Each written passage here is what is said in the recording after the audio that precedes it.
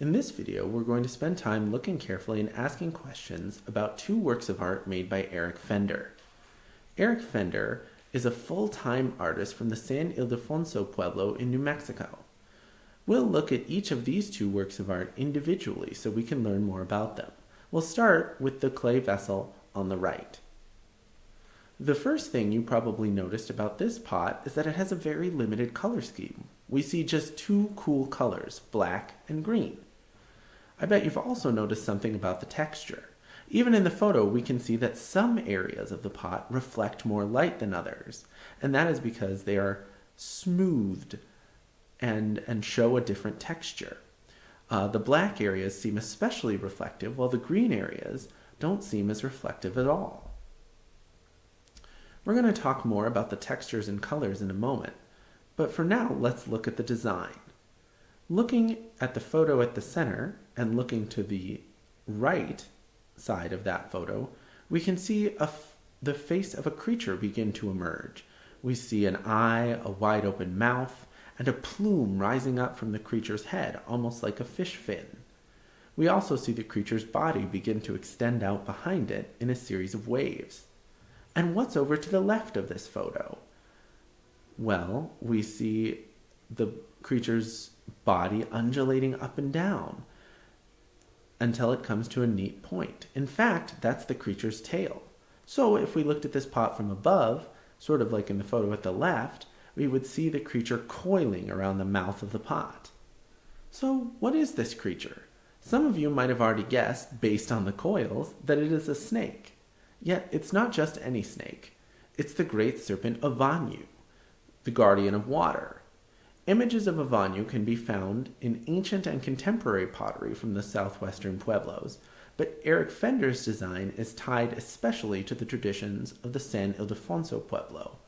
The serpent's wavy body is thought to be a representation of moving water or the zigzag of lightning bolts.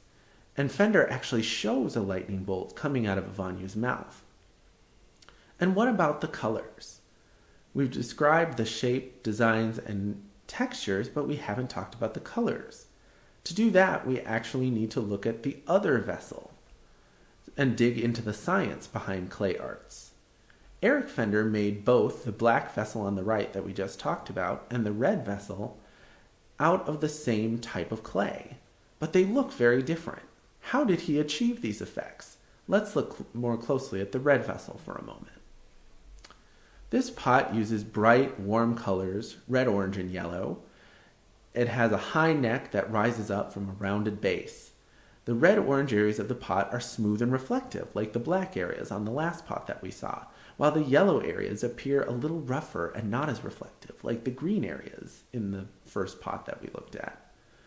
And what about the designs? Well, in the case of this red pot, Erik Fender is using abstract forms. That is, simple shapes and pattern that represent ideas, people, or things seen in the world. In this case, we see Erik Fender using a wide feather pattern.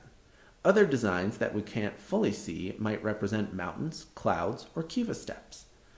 These designs are elements Fender used commonly in his art and that he would have learned from his mother and grandmother, who were also clay artists.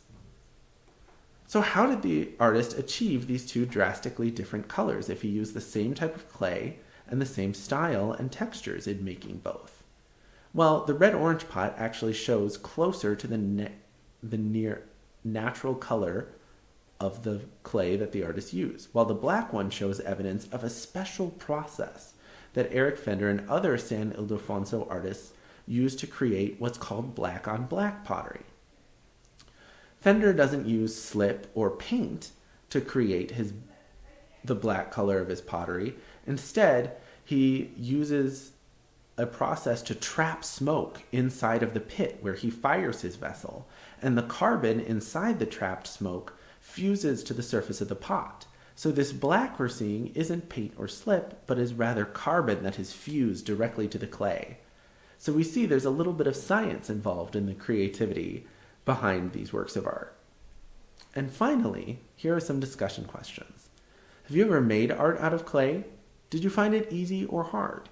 How did your artwork come out? Why do you think Erik Fender and other Pueblo artists frequently show a Vanyu, the water guardian, in their art?